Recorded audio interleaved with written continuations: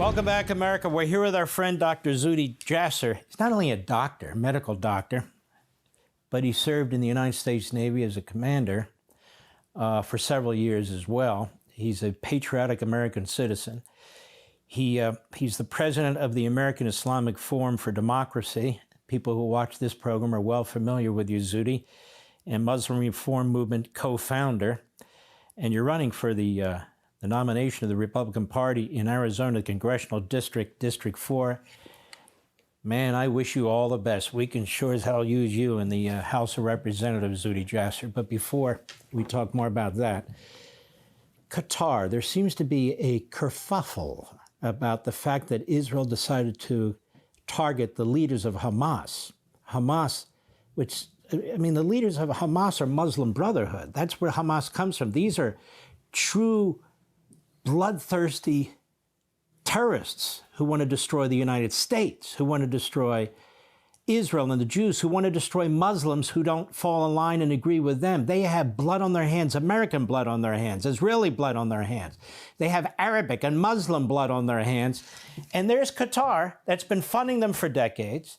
And there's Qatar that's giving safe haven to their leaders. And Israel says after they were attacked in Jerusalem, all right, that's enough. That's enough. You don't get immunity because you're in Qatar, that Qatar has taken care of you. What do you think? I mean, what is this idea they have sovereignty in Qatar? Pakistan had sovereignty when we took out bin Laden. I mean, Afghanistan had sovereignty when we took out al-Qaeda.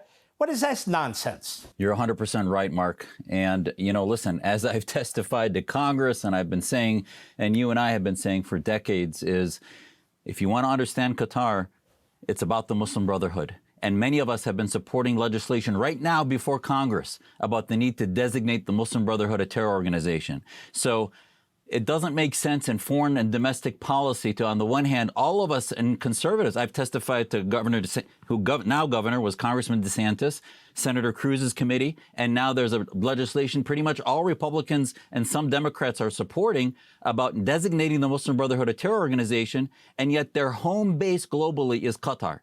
And yet the Qatari regime has on speed dial every radical Islamist group in the planet, the Taliban, ISIS, and others. All of a sudden, when they want to have peace talks, it happens to be in Qatar. Iran, while they were fueling Hamas for October 7, Qatar's economy is inherently dependent on Iranian natural gas fields and others. So they are in bed with Iran. They are not, I don't know how they meet the definition of being an ally.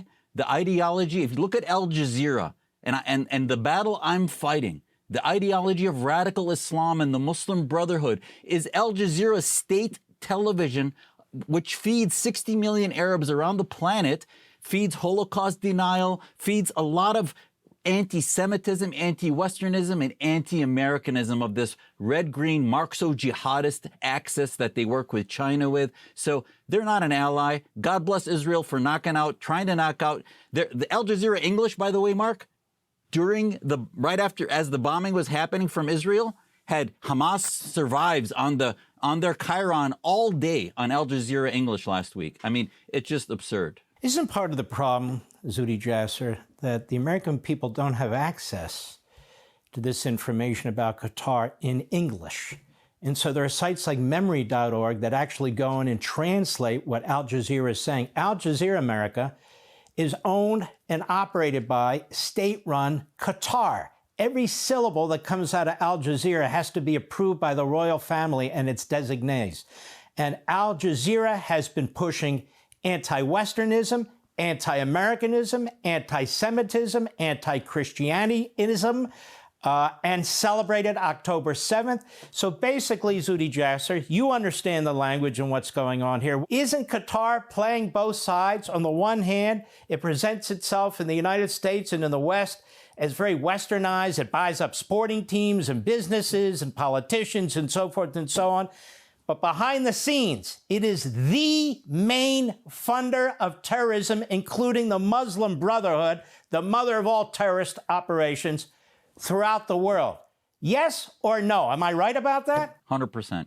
You're right. The funding is just insane in that the only greater funder of universities and other internal domestic thought think tanks and other places is China. So Qatar's billions, China's a little more. This is what's radicalizing our youth and the red-green axis, the Marxo-jihadism that creates the Mamdanis, the Ilhan Omars of the current far-left farm team.